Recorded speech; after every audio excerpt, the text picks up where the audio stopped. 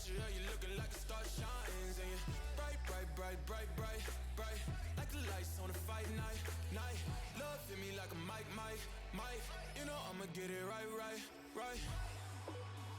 So stay with me, run away with me. Need like a dope fiend, need dope. Need like a coke fiend, need coke. Even though your heart cold, ski slope, I really hope the song bringing me close.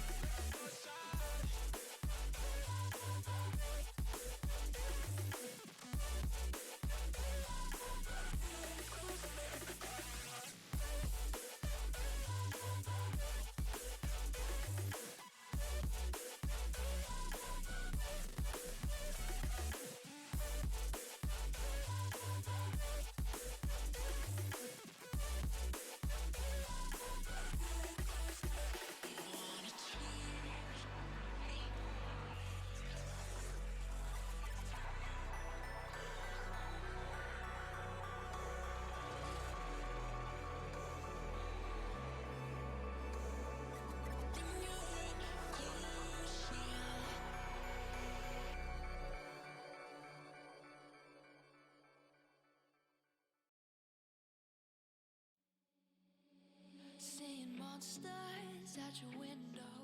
No, you can't sleep, you pretend though. You don't have to play the hero. Cause I got you like you got me. When the earth shakes, when the bombs scream. Until our last breath, every heartbeat.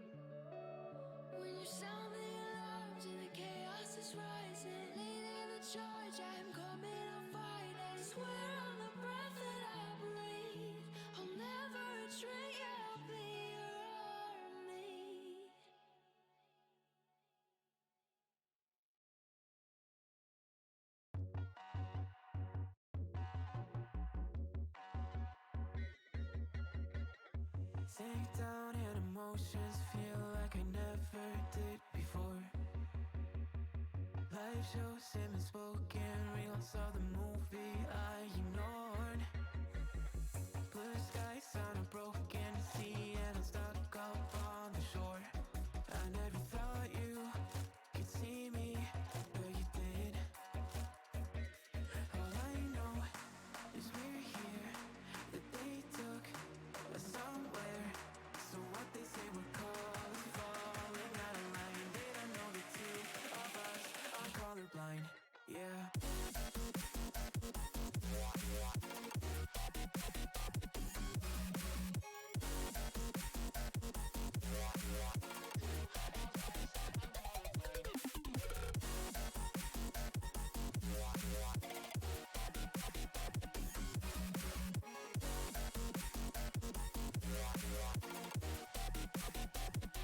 All I know is we're here, that they took us somewhere. So what they say we're called falling out of line. They don't know the two of us are colorblind. All I know is we're here, that they took us somewhere. So what they say we're called falling out of line. They don't know the two of us are colorblind, yeah.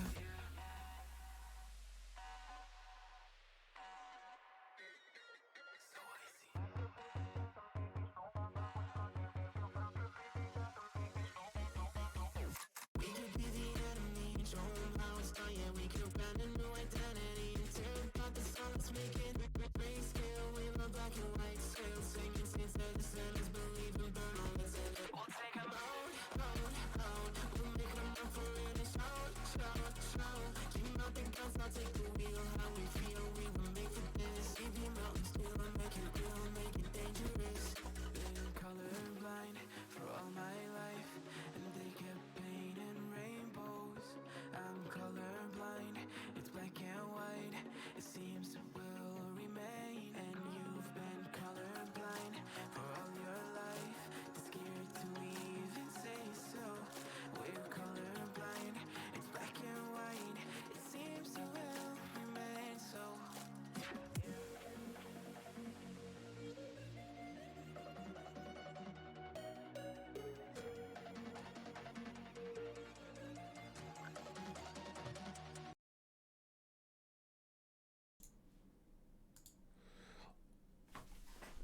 Alright, we are live again after weekend break and time to start a new week. How are you guys?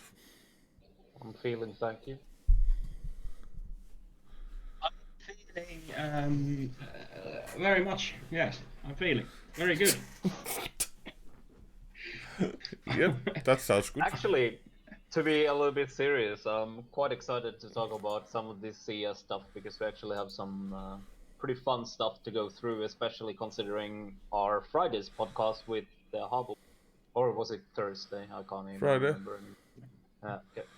Yeah, I'm not excited to talk about League of Legends, so go ahead and start with CSGO. How can you forget on which days we had the interview? What was the last fucking stream of the week? Because I usually don't know at all which day it is, so you know it ends up being like.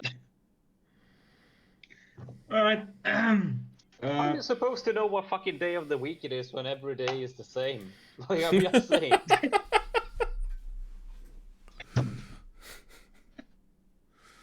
I mean, I guess that's a good point. Also, you know, weekdays are just numbers made up by humans, so in reality, all days are the. If you think about it. Yep. It's just a made-up fucking stupid thing. Yep, So, and that's why we don't spend any weekends. We just work through the weekdays, all 7 of them. yeah, good routine. Yeah. Okay. Yeah, why break good routine? If you take a day off, you will sleep late and you will fuck up your sleep schedule, and just work every day and you will have your routines okay. I mean, you can never fuck up your sleeping schedule if you never fix it to begin Yeah, with. So well, that's also not. Yeah. Yeah, and I'm saying this while I just woke up to do the podcast, and it's like 1 o'clock here, so Perfect. talking about sleep schedule. So, what do you boys say? Shall we talk about Flashpoint? I think Yes. Teemo is having his own stuff going on. I don't know what's happening there. Oh, I'm just like, because I have two screens. I have stream stuff on the right side and then on the laptop screen I have You don't other have stuff. to say what's on the other screen, okay? We don't say.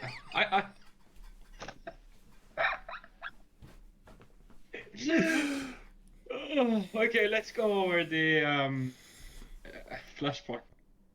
We started the Flashpoint this weekend with a lower bracket final between Havu and Sad Lions, and unfortunately Havu fell short.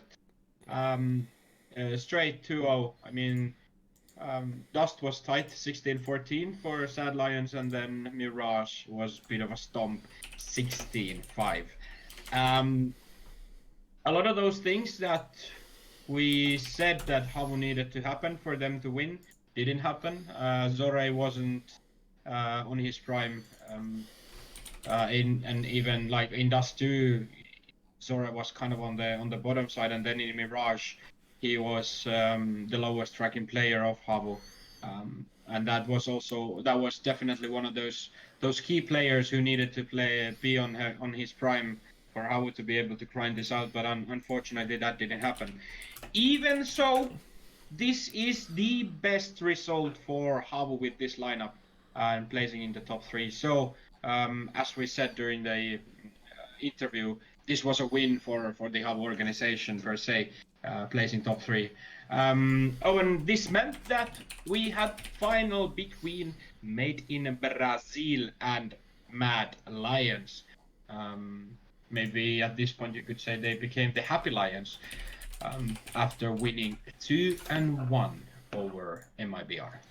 Sure. I want to go back a little bit to the Havu Mad Lions game. So most of what you said, I obviously agree with. I think, the positive for Havu was that Slowy played amazingly well, which it has been the whole tournament, and sadly wasn't enough, obviously. But I really feel like looking at stats is one thing. I think the one player in Havu who had a really hard time was Dodo.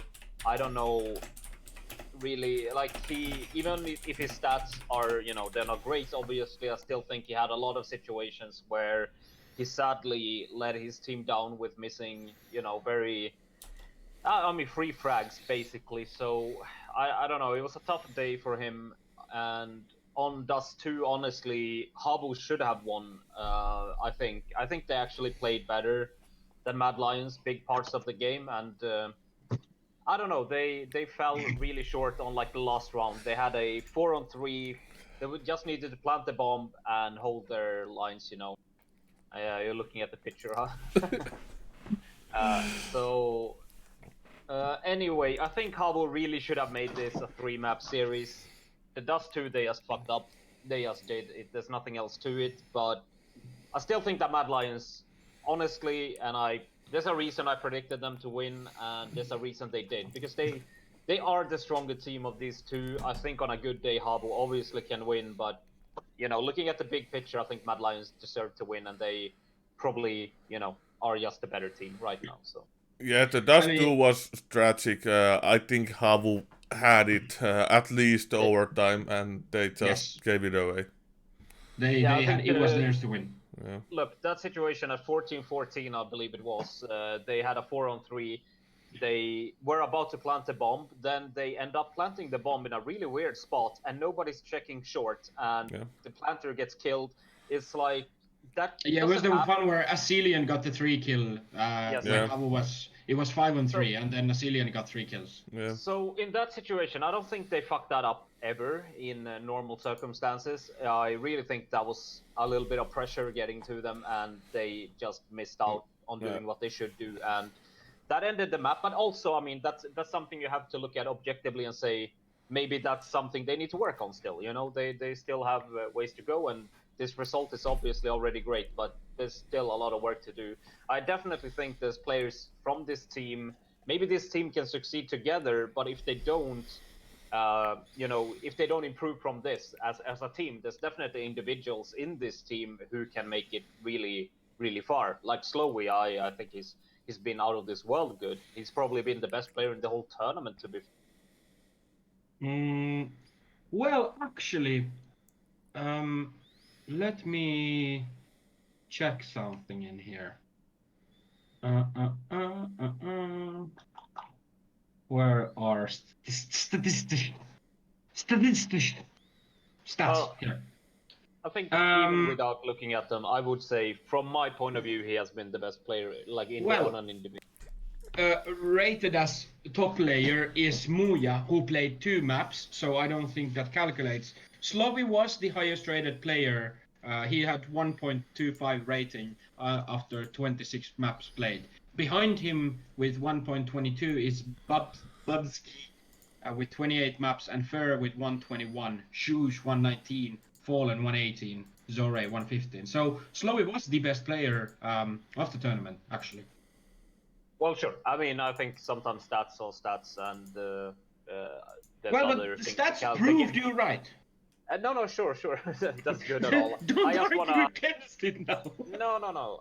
What I want to say on that point, though, is that I think players, for an example, from Mad Lions, I think Mad Lions is a more complete team, and they have had, a better result as a team than Havu. Like, they've almost won every series. I think Slowy is more, he gets some more room to shine in Havu because, the team work isn't as good as Mad Lions. So, I don't know, he just sticks out to me as somebody who could definitely go really, really far because this performance system. But maybe we should look at the finals with that said, and then don't get stuck with Havu. Yes, so we had MIBR and Mad Lions.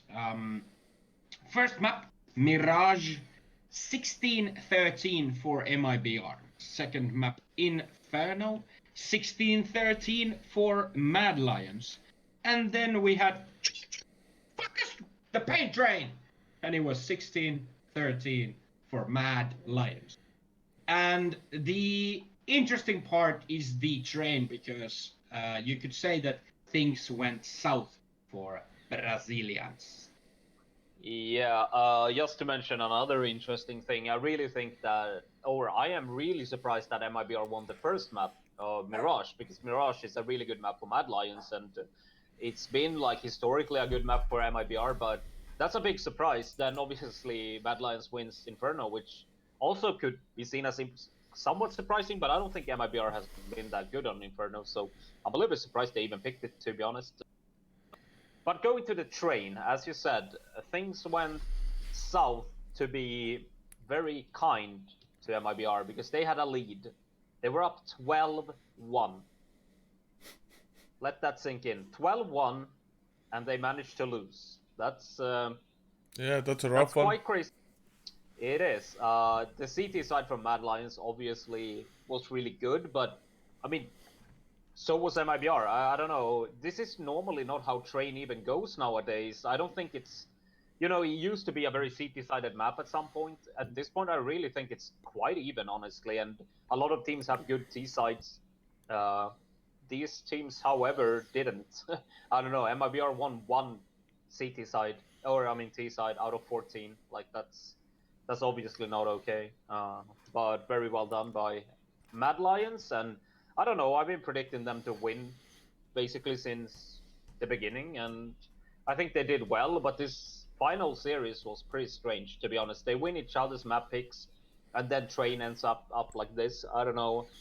Very close. MIBR, I think this is still a decently good sign for them. I mean, the teams in Flashpoint aren't, purely tier 1, obviously, and you could expect MIBR maybe to win this. If we want to call them like they are back or something. Yeah, I mean, Fer was the best player on the final series, 1.3 rating, a higher ADR than anyone else. But then it kind of comes down to, for example, Taco being non-existent, inconsistent, invisible. You hate Again? him so much. No, I don't actually hate him. I really like Taco. I like the way he plays. But that's also why I criticize him. He should be performing better, especially especially in tournaments such as this, when you're not playing against tier 1 teams. Well, Mad Well, Lions is a tier 1 yes. team. Yeah. I Mad mean, Lions is the exception. But I do think that Taco, for example, is one of those players that has to play better. Yeah, I mean, I'm not gonna argue purely against that. I think that he hasn't, overall, looking at the whole tournament, they make it to the final, and I think Taco has done decently well. Like, he's usually around 1.0 rating. Obviously, these teams are, most of the teams they have faced are not even close to tier 1, so yes, one might argue that, but I still, honestly, we have talked this to death before, so let's not go into it. But I think Taco does better than you make it up. Let me say, no. One thing I want to point out here. You said that you want to see Taco with about 1.0 rating, right? He's 0.85. So that's not good enough. Even for the standard he should be in, that's not good enough. And that's what I mean. He is an experienced player who has seen it all, he has won it all. And when it comes to things like this and the success of the team, he needs to find his consistency. If his consistency is 1, 0.85 is not good enough. That might be true for this final, for sure. I just think overall, as the whole tournament, that was my point. I think he's done decently well. He can still do much better, obviously. I just don't think he's had a bad tournament per se. Maybe this final was underwhelming, sure, agreed.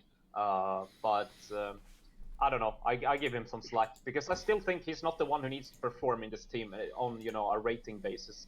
It's rather for KNG, Fallen. Like, for an example, I think Fallen had a pretty bad final. Looking at how good he has been during Flashpoint in general. Fur obviously had a pretty decent series, but I think Fallen basically, if I look purely at frags and racing, he's probably the one who needed to step up, if anything, because he's the one who can carry this team in general. All right. Should we move on to the next CSGO tournament that was finished this weekend? Yeah, sure. Sounds good. So we are looking at Home Sweet Home Week 2. And at the moment, we can also tell you that there won't be Home Sweet Home this week or the week after, as they're going to go on a 2-week break before they continue. So there is still 6 weeks of Home Sweet Home left, but there's going to be some adjustments to the schedule.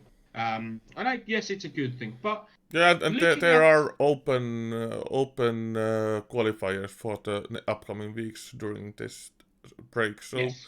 So there is still action going, but not the highest level of Home Sweet Home. Yeah.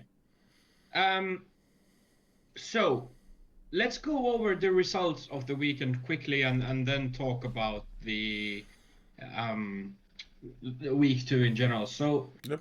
On Friday, we played Group B, where we had Gambit Youngsters, Copenhagen Flames, Skate, and Endpoint.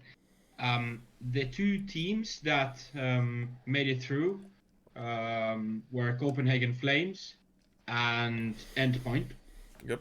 Then on Saturday and Sunday, we had the playoffs. Copenhagen Flames wins against Spirit, Big wins against Nordawind, Force smashed Smash, Simon won against Endpoint, and then we got to a point where Virtus Pro dropped out earlier, and then Force dropped out after winning Smash. So Smash got Force's place, and Simon replaced Virtus Pro. Well, then, Simon replaced them for this match, so yeah. Virtus Pro was supposed to play the quarterfinal, but Simon played it and won, which was surprising in itself. Simon definitely was not, favored to win against Endpoint, so pretty good performance, but they were not even supposed to be here. Yeah. Then Big 2-0 Copenhagen Flames for a spot in the final. Then the second semifinal was between Smash and Simon, and Smash smashed Simon 2-0. And then in the big grand finale, Smash got smashed again by Big. And a lot of smashing. a lot of smashing, and just to elaborate a little bit, when I say Smash got smashed in the final, it was 16-7 and 16-4. And the final one. itself took like hour and a half with breaks or something. Like it was over in a heartbeat. Yeah, this is definitely not the kind of final you want, obviously, but this clearly happened because of teams dropping out as well. Like there wasn't really.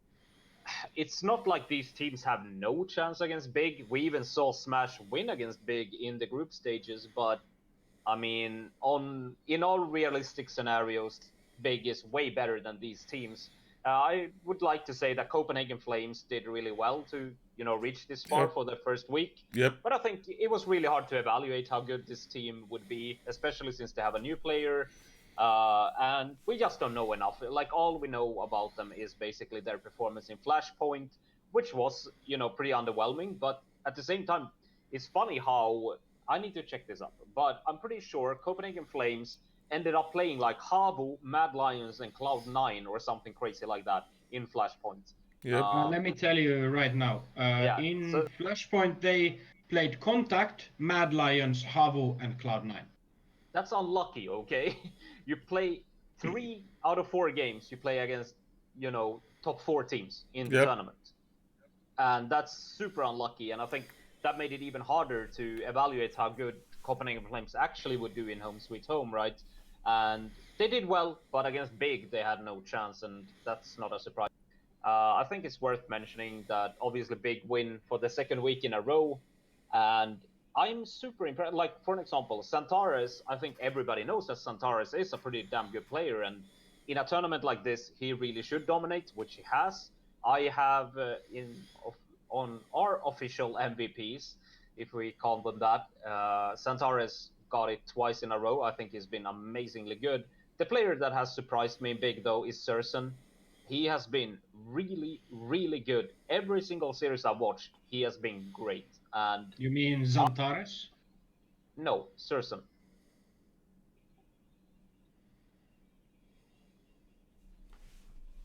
Yes. I'm saying that Santares is obviously one of their best players. Like, that's not a surprise. But Surson is the one who has surprised me, because he could have won the fucking MVP twice in a row as well. Like, he's been amazing.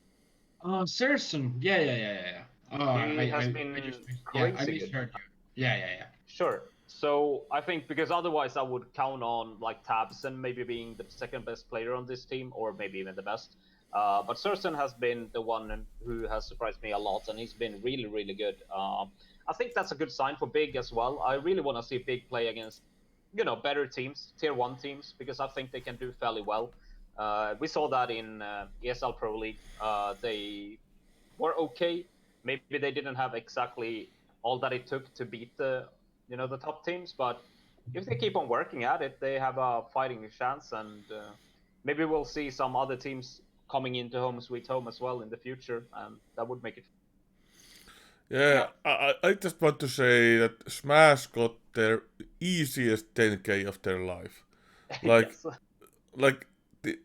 it's ridiculous. Like, I feel so bad for Team Spirit and Copenhagen Flames, because they got to play against Big, and like Smash gets to lose one game and then win against Simon, who didn't even get to playoffs. So it's like free 10k for them.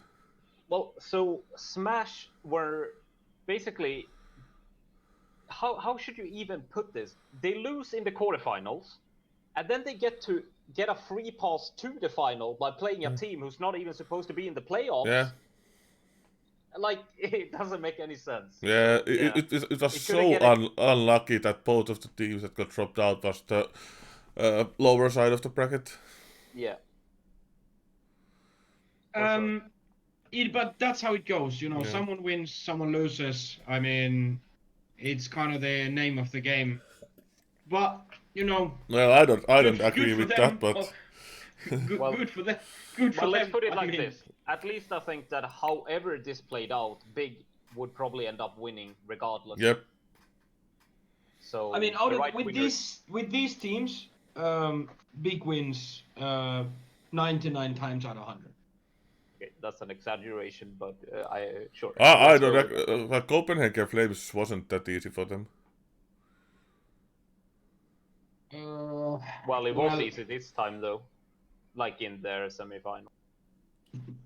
But I mean, either way. it was the second 16-7, 16-4. against Copenhagen Flames? Okay. Yeah. Yeah, 16-7. then I remember incorrectly. My Well, bad then. all I'm saying is that Yeah. even if Virtus Pro and Force stayed in the tournament, I think Big would have won it. Then if it's 99 out of 100 or if it's 80 out of 100, I don't really care. They would have at least been a big favorite to do. Yeah. And they have proved themselves to be the best team twice now. I think like they are doing really well, and they are just better than most of these teams. End of story.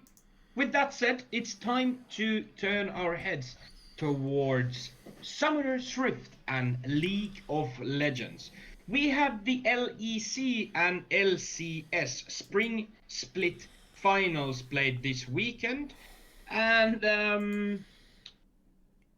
it was a bit of a lackluster. Yeah, we had pretty good semifinals and like not so good finals in both of the leagues. Yeah, let's go to LEC first. Yeah, G2 Mad Lions, they faced once in these playoffs, and then the Mad Lions won, but now it was different G2. As I predicted, I said in a Thursday's podcast that G2 will come much more prepared this time, and I was definitely correct in there.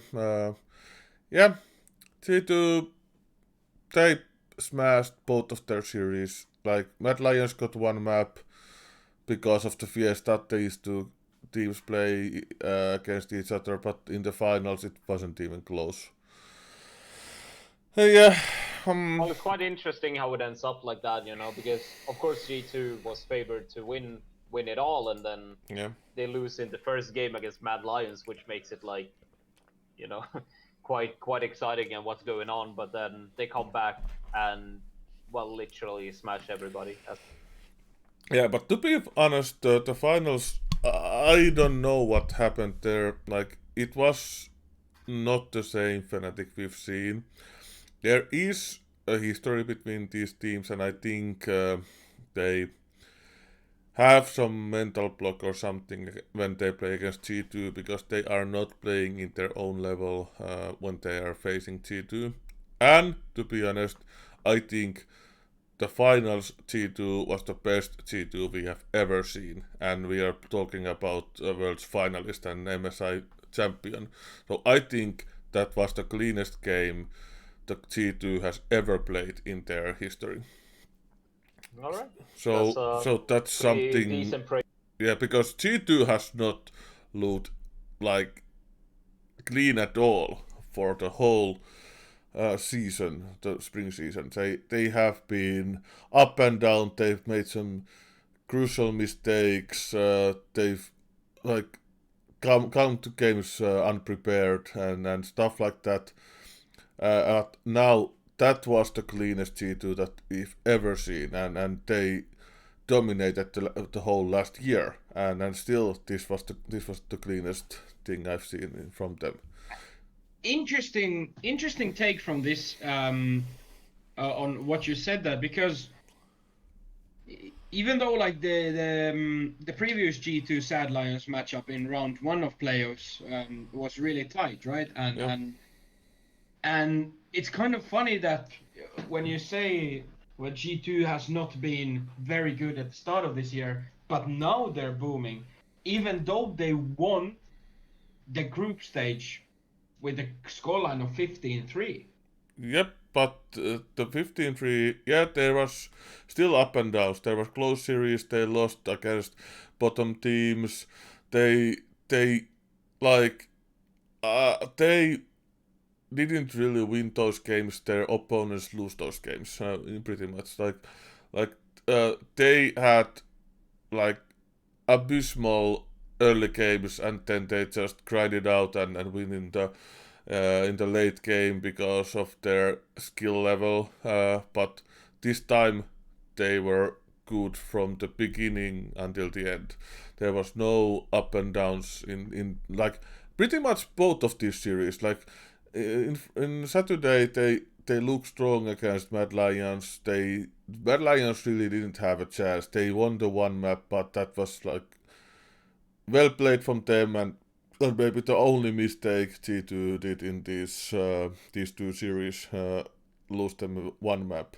But like they look strong, but in Sunday they look like world champion team. Like they have 15-3 in group stage. That's right. But they didn't look clean at all. They take scrappy victories. They take victories because their skill level is so high, and they can like come back in games, and they can dominate the opponents in team fights or objectives. But they didn't look clean at all. Okay. Seems like they have fixed their issues and got it together when it all matters. Yeah, I think, as I said, I think it was good for G2 to go to lower bracket because they have to humble themselves. They have to like notice that they are not a team that can like play however they want and still win. And they have to really focus, and they have to prepare for these games. But also Fnatic was total fucking shit Sunday. Like I can't understand. Like they lose the first game like with no chance of winning that. And then they draft the second game like the same composition. And then they get smashed again. Like if you get smashed totally in a game, why don't you change anything? Like you draft the same composition and you still lose. Like then you are 0-2. Yeah. Like what? And then the last game, just they maybe had a chance to win that if they had a correct mental. Like I think they like played too cautiously, and they didn't really believe in their chances anymore, and then they just lost the third one. Like it was so sad to watch that. All right. Should we look towards LCS then next? Yeah. Let's go. That was way more interesting. And here's something that's actually pretty fucking crazy. Cloud9 has played 28 maps during this spring split. Yep. And they've lost 2 of them. Yes. Their first loss was against TSM on round... When was it? When did they lose to TSM? I think it was like the second last week, I think. Yeah, and then they dropped 1 game against EG on round 2 of playoffs. Yeah, in a series that wasn't even a close one. Yeah. This team is scary good. Yep. Or is the rest of NA shit? No, like Cloud9 looks so good that they could actually be middle tier in EU.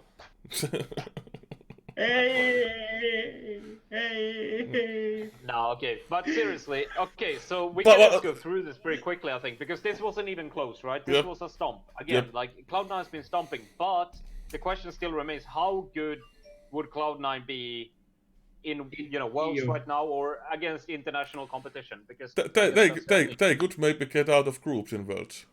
Yeah, that's amazing. All right. Cloud9 is a mid-tier, well, international. Yeah, but actually, this is this is something that the League of Legends analysts have been talking about. How good is Cloud9 compared to LCK or LEC? And it's actually hard to say. This might be a first team that can actually compete in international level. They are playing so dominant fashion in NA that it's actually possible that they could do something in international stage too.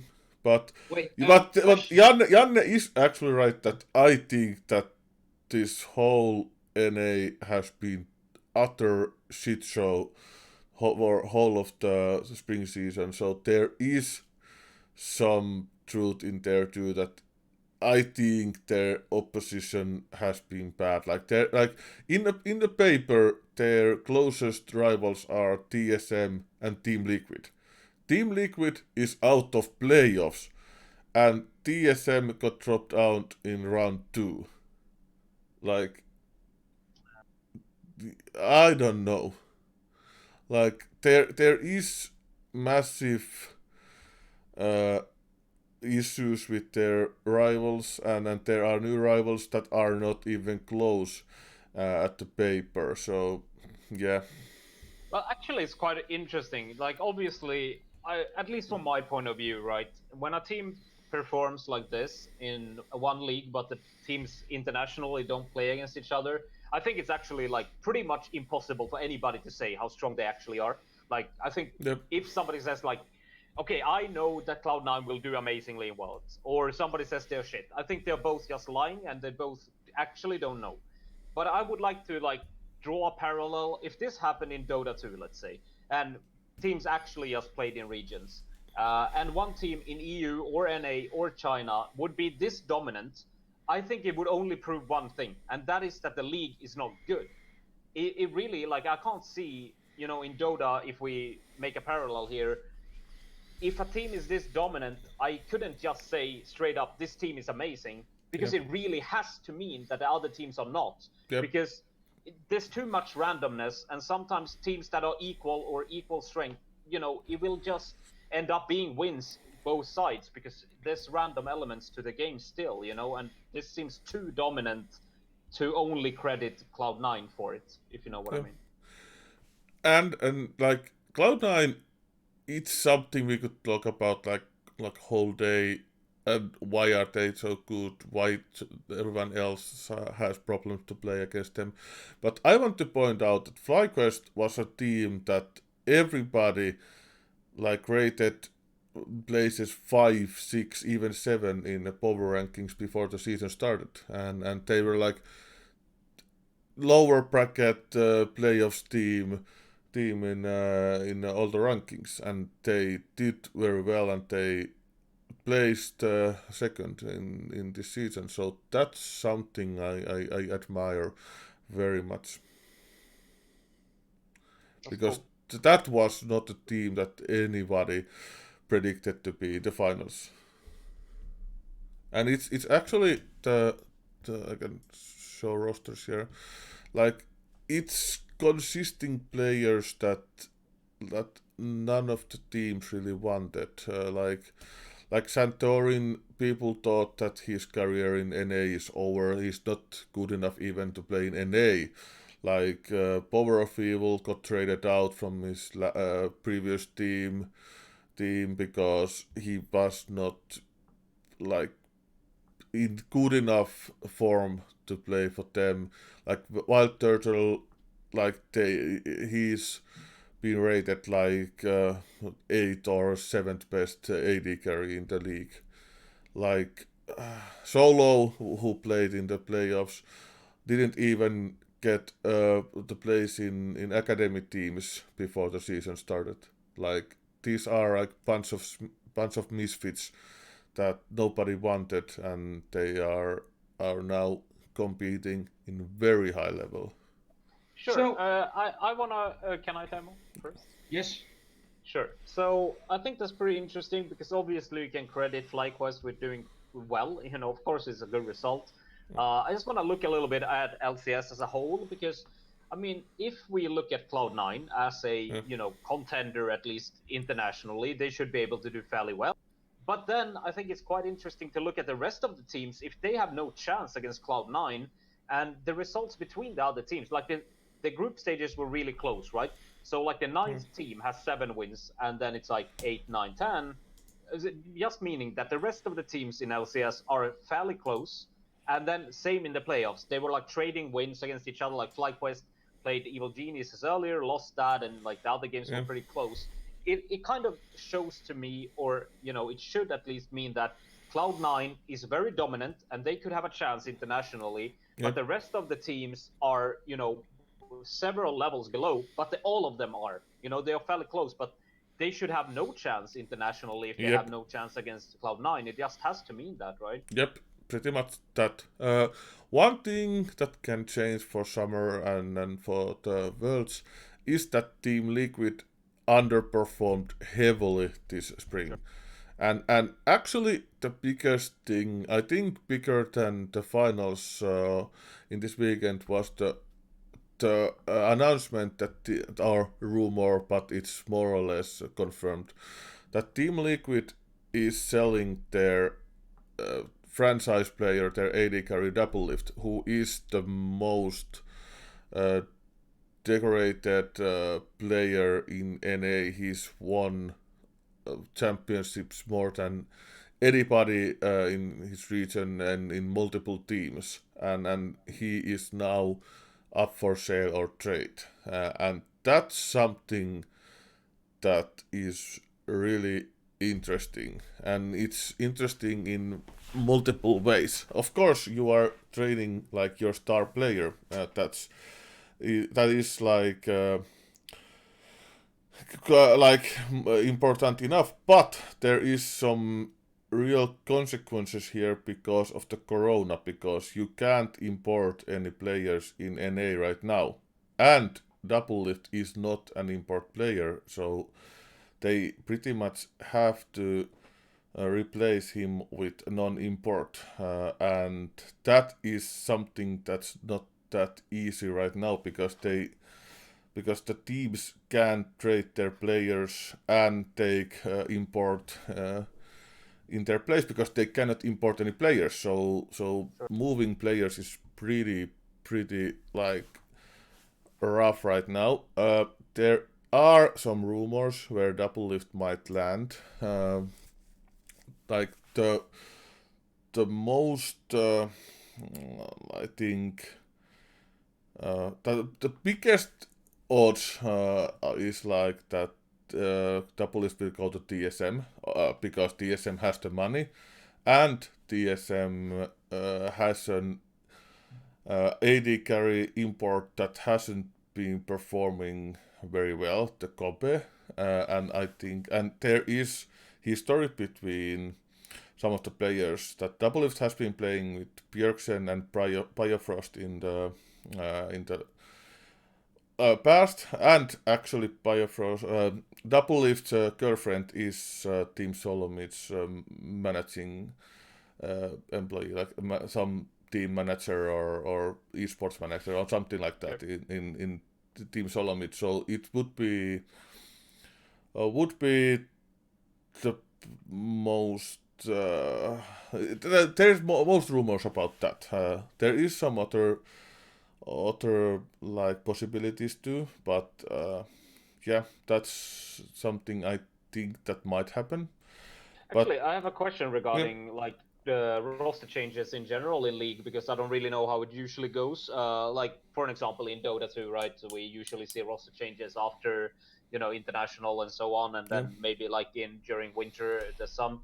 How is it like common that League players move around like after a spring split or in between there? Yeah, there's usually 1 or 2 or 3 roster changes between the spring and summer in all of the like per league, but it's not common that teams are changing rosters in this stage of the year. It's usually the bottom teams that does that. Of course, Team Liquid was a bottom team this season, but it's not bottom team on paper. But the more important, like or interesting thing is that who is going to replace Doublelift in Team Liquid, because they have Tactical, who played few games but didn't really look ready for starting position, and then Doublelift came back after the benching. But there are not that many non-import AD carries in the league. So it's gonna be interesting to see what they're going to do with that position. Yeah, Double Lift's trade is. I think there's been some problems with both his motivation, and I think there was some issues with management when he got benched because he got sick. He was taking 1 week out. After the week, they benched him for 1 week more. And I think that the benching did something to relations with other players and the management. And I think it's mutual that they want Double Lift out. And Double Lift only have 6 months in his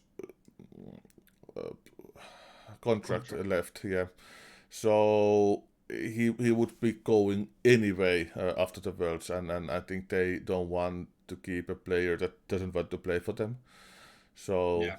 but that also means that they can't really get good money from this trade because he has only 6 months left in his contract. Well, yeah, All right. that was the big talk of the weekend. Finals were total. Well, I don't wanna curse here. I just say they were bad. So I think that rumors get more place in the conversation because of that. But yeah, it's gonna be interesting to see. Yes, Janne. I just said let's move on. All right. Then the last subject on the menu is Dota 2, ESL One, Los Angeles Online, Europe/CIS. And we had the playoffs and finals played this weekend. Few things to take about the group stage. I mean, Virtus.pro and Team Secret win their groups, both 7-0. OG and Team Spirit 5-2 on second places. Then we have Nigma, Viking GG, and Alliance and Chicken Fighters going to playoffs. Virtus.pro went from upper bracket to Team Spirit, and then to OG in the upper bracket finals. OG won Secret 2-0 and then lost to VP in the upper bracket finals. And then OG played against Viking GG in the lower bracket finals. The grand final between Virtus.pro and OG got extended to 5 maps. So OG was actually the first team that was able to take even a map against VP. Yes, that is true. I think until the final, VP looked super solid.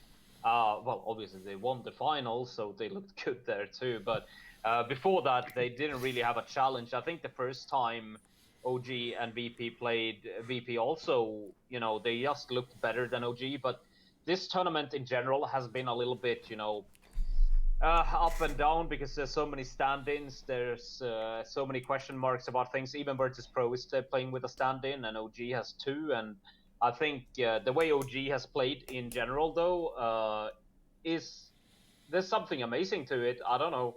They play with 2 stand-ins, and they still look like the OG always looks. They play the plays, the same play style. They do these amazing comebacks, like for an example in the upper bracket final upper bracket round 1 against Secret. They came back from a 30 or even 40k deficit. I don't know how they do it. I don't know what's going on in No Tail, Seb's brains, because it seems to happen. Whoever they play with, it happens, and it's so much fun to watch. But I'm not going to talk for 10 minutes straight here, so I'm just going to go to one thing that I think is almost even more interesting than some of these results. Is that I think the 2 teams that has impressed me the most is Chicken Fighters and Viking GG. Actually, I want to talk about them. Sure. Viking has been, in my opinion, already doing really well for a month or so. I've been talking about them a lot, but I think it's super impressive that they first of all won against Alliance, then they beat out Secret 2-0, and it was really, they played really, really well those games. Then they did win against Chicken Fighters, who I mentioned, who I also have liked a lot. Like, they have impressed me super much looking at my expectations. And then obviously Viking GG got to play OG, and they lost 2-0, but no shame. They had a very, very good tournament behind them, and they were actually the team who qualified in. So very well done. Besides that, I think teams who didn't play with stand-ins, who underperformed on paper, is Secret and Nigma. Yeah, I was going to But ask about Secret. What happened to Secret in playoffs? Like, they didn't win a map. Look, I really believe, and I don't want to give excuses for free, really, but I honestly think that both Nigma and Secret, they have not been playing much. The new patch and so on, I don't think they even have practiced it almost at all. And it's sad, like, I don't even want to say it, I don't want to use it as a cheap excuse either, but it really feels to me like if this was played as a normal major and everything was no bullshit, right? No corona, no nothing. I have a very hard time seeing Secret losing like this. Nigma as well, for that matter. I honestly believe they don't take this as serious as we want them to. Somebody can call me out and say I'm just excusing them because they are supposed to be good and they were not, but it really is my feeling here. Yeah, I actually want to talk about this topic. I was going to bring it up, but now that you did it, I want to talk about it. That why is this different for Dota 2, for like in comparison for League or CS:GO or any other game? That why these teams are not prepared for this online play. They're playing with stand-ins. They are not preparing for the tournaments. They are not taking the tournaments maybe 100% serious. Like, why is it? Because every other game, teams are playing with their correct rosters. They are preparing for the tournaments. They are actually competing like 110%. I can let me start with here. So, for example, for Team Secret, so you know how the DPC Yeah, of points course. Yeah, I know about so, that. Team Secret has 4.9k DPC points, which means that they are pretty much in TI already. Now, when it comes to playing online tournaments where you don't get DPC points, if I'm correct, You don't get any here, so yeah, that's not really there's a no factor. DPC points on the line. For Team Secret players, I don't think money is a motivational thing.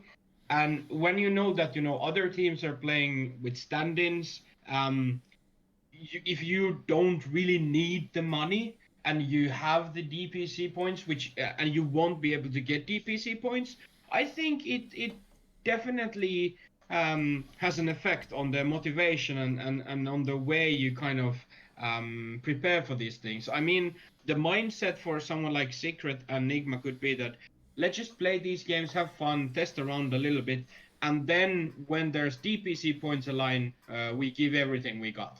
Yeah, That's the way I probably. Yeah, in comparison, the LCS Spring don't give them any points for the world, so they are in the same position. Like the Spring Split doesn't mean anything in the long run. There is even less money behind that than there is in this tournament. But I don't see the league teams going with the stand-ins or going with the relaxed attitude, and I think this is something that I just don't get it. Like, even if you are not competing for DPC points, and even if you don't like care about the money you get from here, like, I don't get it why you compete in a tournament you don't want to prepare. So I agree with you 100%, Mika. First of all, I just want to say that. I think there is, however, one reason. Like, the motivational factor for Secret and Nigma, I think, went down because of all the stand-ins in teams. Like, I really think they care about competing, they do. But the reason a lot of teams have stand-ins, and I think this is something that, you know, I don't want to excuse these teams at all. Let me say that. I think they should come here and do their absolute best. And honestly, if they did, you know, then fine. I just feel like Secret and Nigma didn't, but maybe they did. Like, you know, if we talk to a player from Secret, maybe we would say they practiced really hard. Then they sucked, you know. And that might have been the case. But the reason that a lot of people or a lot of teams have stand-ins is because their players have been in other parts of the world, so they can't compete or they can't, you know, play on with their teams because they happen to be in Asia or in North America and they are based in EU. So I think a difference here is that Dota teams, since the, you know, league format is different, so league was already probably all the players were in one place, right, to play in the LCS or the LEC, whatever it was. But for Dota 2, you have these bigger breaks and you have these specific tournaments, so a lot of the players ended up, you know, being somewhere else when they were supposed to compete and they couldn't go home. I guess that's one of the reasons that. Yeah, but so is CS:GO. CS:GO is having also tournaments, and they are having breaks between the tournaments. Like I don't understand how when the Corona thing started and like first countries were going to get lockdowns, like especially in Asia, like how does these teams and these players still don't go where they're supposed to go, and they are just okay. I'm just keeping my vacation here. Let's see how things go, and then you are stuck in there. Like there was enough time. There was enough time for you to. Thompson are stuck in Malaysia, and they can't get out of there. Yeah, I know, but I'm sure they heard about Corona before they get locked down there. I think, look, I can agree to some extent. We just don't know exactly how it all went down. But yeah, of course. So I think it's like this, or this is a possibility at least, that CSGO players, for an example, they might have been in Asia, but they had, you know, tournaments they were attending, like Flashpoint and ESL Pro League, and those were supposed to be played quite early.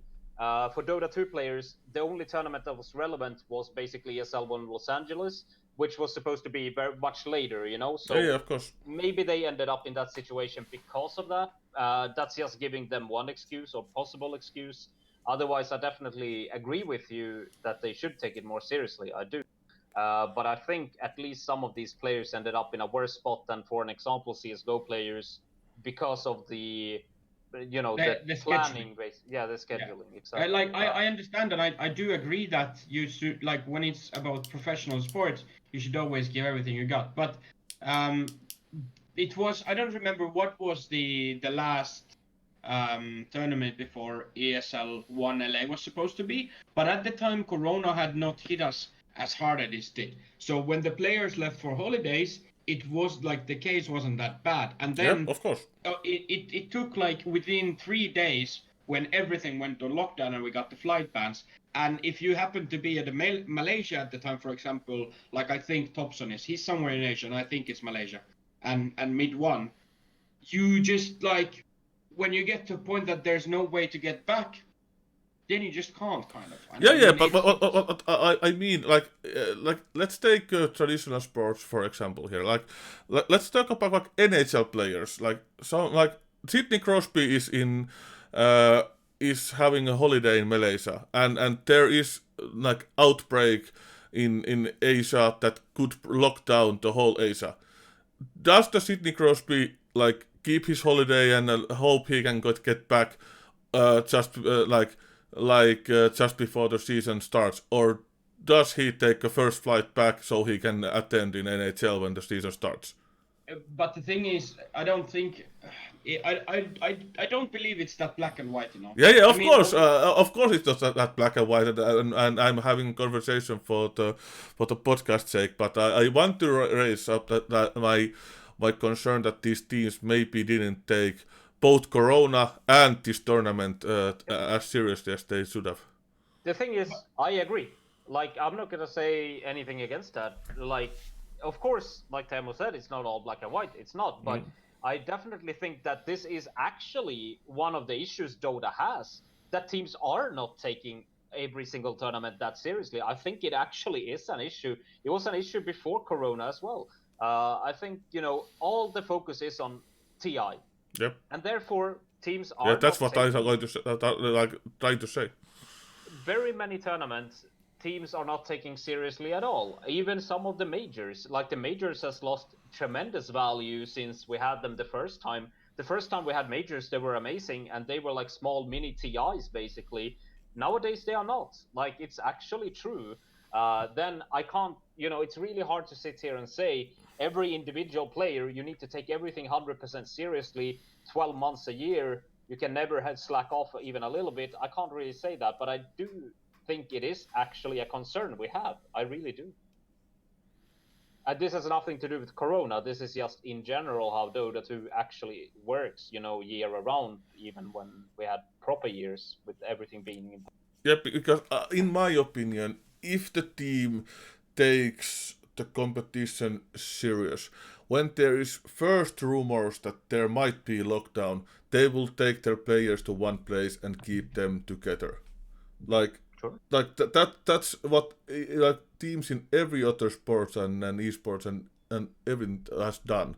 But it seems that was not the case in Dota. That's over exaggerating that everybody has done that. I do understand what you're speaking of, and I do agree with you, but I that's over exaggerating say that everybody else is doing it. Like, you have to remember that, for example, the way things escalated in Finland, we went from everything's fine, nothing's happening in late March to then suddenly we lock down one county completely and ban early floods. So when, at the end of the day, I mean, when you look at, let's say, OG's Dota team, they're international. They don't have like a headquarters that they're all living in some place. And whenever something's played online, people play often from their homes and whatnot, which is still normal in esports. And yeah, in some games it is. Yeah, and between, I know that in League of Legends, most of the teams live in their gaming houses during their season, and that's perfectly okay. But this is also like another aspect to it that, so for example, let's say that you are in between tournaments and you have a 3-week break, and your organization tells you that, hey, it's okay to go on your holiday. Like, you have a 2-week holiday schedule and you go there. And then when you get to your holiday destination, 2 days after, everything goes on lockdown. Before that, there's been no indication that it would happen. There's been a, be careful, wash your hands, it's okay. You can still travel. And then 2 days after you start to travel, everything goes on lockdown. So I don't necessarily agree with the fact that if there is a first warning, you should like not do anything after that, because we have warnings constantly. Like, I mean, every year at the same time, should we evacuate Florida before the hurricane season starts, just because it might be another hurricane that destroys everything, but there's also a possibility that it doesn't happen. So until we reached like the state of pandemic with Corona, for example, everything was still like operating normally. We had some warnings, there were signs, yes, but I don't think you can blame an individual who has a few weeks break and uses it to have a holiday, and then when things escalate really heavily, I mean, it's unfortunate, and I do understand where you're coming from, but at the same time, I also understand that sometimes in life these things happens, and it just happened to be that OG had 2 of their players. I mean, Mid one is from Malaysia or Southeast Asia, so he was probably seeing his family. And something like that happens. So I do understand where you're coming from, but I'm just trying to kind of say that it's not as black and white as it might seem to be. Okay, so I want to add one thing, and then I'm done with this. I think we can argue this back and forth, and we don't really know all the details. But I think there's one thing that I will excuse these teams and players with, and it's it was quite unclear what was going to happen with ESL One Los Angeles and other tournaments at the time. And I really think the reason why, OG, for an example, or there was a few other players and teams, there's not that many stand-ins. Like, it's not like every team is playing with stand-ins. It's basically OG, it's NIP, and Virtus Pro played with a stand-in, but that's for different reasons, as far as I know. I mean, NIP played with stand-ins because they released 2 of their players from Yeah, contract. and I totally understand that OG had to take a break after their long Yeah. grind in the major tournaments this year. So my point is this: that I think if this was a super, if this was a normal major, everything is, exactly like it's supposed to be. Then of course OG would just tell them, get the fuck home because you need to play this tournament. They would probably do it early on, but now it was quite unclear what was going to happen. And then when it was announced that it's going to be played online, it wasn't that easy for them to get home in the first place. And even if they could, maybe that would be a risk in itself. So this is the point, right? So this tournament is not important. It doesn't give DPC points. It's not big money for these teams. It's a kind of an irrelevant tournament.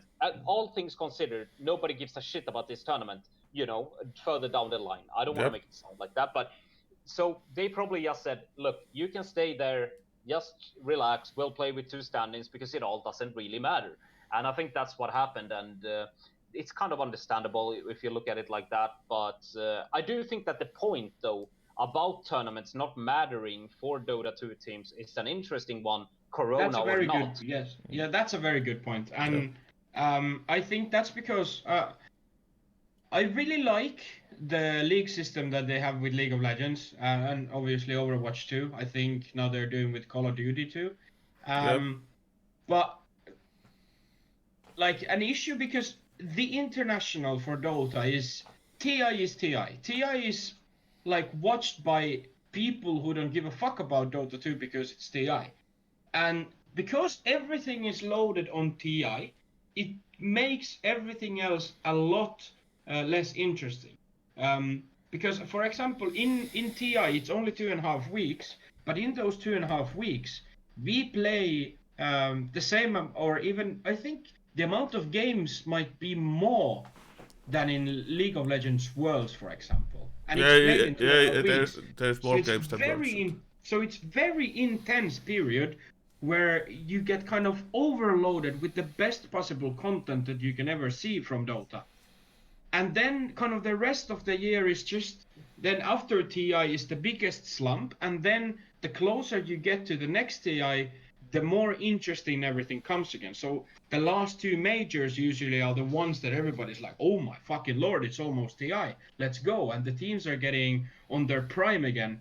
So it's kind of the build-up is very different. But yes, I do think that because there were no DPC points on the line with this LA thing, the prize pool was skimped down. And for a team like OG, who's won TI 2 times in a row, all of the players are multi-millionaires. So when it comes to a small online tournament, I do understand if they say, like, I don't really care. Sure. I just want to add about the tournaments and TI and all of this crap. I think the thing is that everybody agrees that something needed to change because it's not working out anymore, and that's why we are getting changes to the system Dota 2 works for the next season. So I have not checked that out enough to say how it's gonna play out and if it's gonna be good, or let's see, but they know about this, and that's why we are going to have changes to all of this. Like the DPC system we have, the majors, everything is getting kind of a revamp, So maybe it will work out better. And in my opinion, it's such a shame that this tournament didn't have DPC in line, because I think so too. Yeah. I really think they should have kept this tournament as relevant as possible, instead of totally killing it. Like, honestly, this tournament right now doesn't have any more meaning than, any of the other small tournaments that we had before this, like Dota Loot Bet, we had Tug of War. Later down the line, we'll have WePlay is having a tournament. All of those are same value because it's, this should still act as something else, something bigger. I think it's too bad. And it's something I would like to know, that how was the decision made that this was not giving DPC points, because I think some of the teams might have influenced there. But that's only like something. I think that might have happened. Things. Yeah. I mean, Valve knows, no one else does. Yep, but I'm pretty sure that there has to be some involvement of the bigger teams here, and of course it's like it doesn't matter for them, but if there's no DPC points, they don't have to take it as serious. And if they're saying we might not have our players to play in this tournament, can we just keep this outside of DPC? Of course, it's not that simple, but it would be nice to know how the decision was made. But like I don't see like a solid reasoning why it wouldn't give any DPC points. Like it's something I'm really interested at. The way you can like now you have to remember that the corporation behind Dota 2 is called Valve. Yeah. And Valve listening to bigger teams about something like DPC points sounds to me somewhat far-fetched. After all, Valve Corporation is the same company that bans players for life for a single case of there's a huge POS. difference. I just want to say this. There's a huge difference between how they handle CSGO and how they handle Dota. Yep, I agree with that. That is true. I know Dota is Gaben's favorite son and whatnot. But in my opinion, it seems far-fetched for me that they would like sabotage their own like first online tournament too, because now they just shoot themselves in the leg because they made this irrelevant. One can only guess. I don't think we'll ever have a real answer. Yeah, me neither. I'm just speculating. Yeah. I mean, I don't think Valve is stupid enough to sabotage their own tournaments. But obviously, the reasoning behind why ESL One LA was not in DPC points is an interesting question, and the answer would probably be even more interesting, but unfortunately we probably need to wait for the answer till the rest of our days. Yep.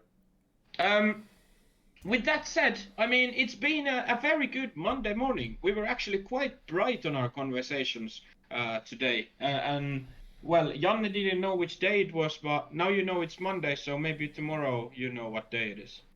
Probably not. You will tell me when we start the stream tomorrow, and I'll remember. All right. At this point, I think it's time to say thank you for watching.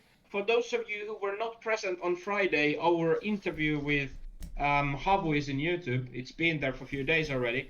And I hope we lock down some more visitors already for this week or the following week after. Thank you for watching. Have a nice day and a great week ahead of you. Yep. See ya. All right. Peace out.